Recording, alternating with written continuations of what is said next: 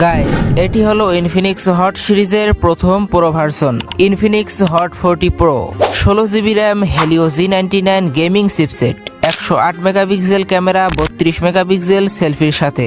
আর এই ফোনটি পাওয়া যাবে শুধুমাত্র 15 থেকে 16,000 টাকায়। তো 15 থেকে 16,000 টাকায় এই ফোনটি আসলেই ভালো হবে কিনা সেটা জানার জন্য লাইক সাবস্ক্রাইব করে দেখতেই থাকুন। বরাবরের মতো সবার প্রথমে ডিজাইনের কথা বলতে গেলে হুবহু আইফোনকে ফলো করে ডিজাইনটি তৈরি করা হয়েছে। এখন আপনারা মিলিয়ে দেখতে পারেন একটুও পার্থক্য আছে কিনা। এই ডিজাইনটা কার কার ভালো লাগে কমেন্ট করে জানাতে পারেন।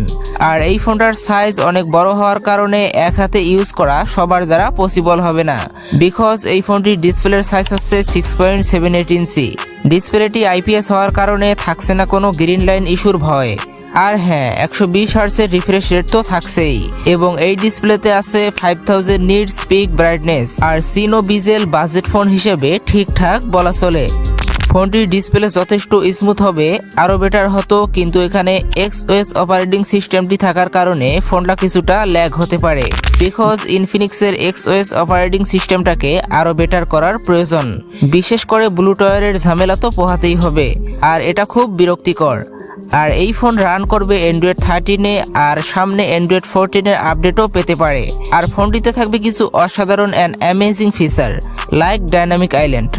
পারফরমেন্সের কথা বলতে গেলে ফোনটিতে থাকা হেলিও G99 চিপসেটটি বেশ কাজের, কারণ এখন প্রায় 20,000+ টাকার ফোনে এই চিপসেটটি দেখতে পাওয়া যায়। যেহেতু এই ফোনটি 15 থেকে 16,000 টাকায় আসবে, এই কারণে এই চিপসেটটি থেকে পুরাই জোস পারফরমেন্স পেয়ে যাবেন।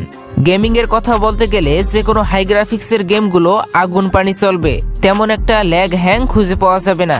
আর মজার বিষয়, জাইরো সেন্সর থাকার কারণে গেমিং এর রোটেশন হবে মাখন টাইপের। ফোনটির ব্যাক সাইডে থাকা 3টি ক্যামেরার মাঝে মেন ক্যামেরা সেন্সরটি 108 মেগাপিক্সেল, মানে HD+ ছবি তুলতে পারবেন 108 মেগাপিক্সেল ক্যামেরা দিয়ে। আর বাকি ছোট সেন্সর দুটির কথা না হয় বাদই দিলাম, যদিও আমি ক্যামেরা নিয়ে একদম সন্তুষ্ট না, তারপরেও বলতে হচ্ছে এই বাজেটে ঠিকঠাক আছে। আর হ্যাঁ, ভিডিওর শুরুতেই যেমনটা বলেছিলাম, এই ফোনের সামনে দেয়া হয়েছে 32 মেগাপিক্সেলের সেলফি ক্যামেরা। আর এইটা কাজের জিনিস, কারণ 32 মেগাপিক্সেল সেলফি ক্যামেরা হাজারে একটা ফোনেই দেখতে পাওয়া যায়। ভিডিও কলিং এর ক্ষেত্রে ফুল HD ভিডিও কোয়ালিটি দিতে পারবে এই ফোনটি। আর ভিডিওগ্রাফি নিয়ে বলতে গেলে ফোনটির প্রাইমারি ক্যামেরা দিয়ে সর্বোচ্চ 2K পর্যন্ত ভিডিও রেকর্ড করতে পারবেন। ভিডিও কোয়ালিটি এভারেজ বলা যায়।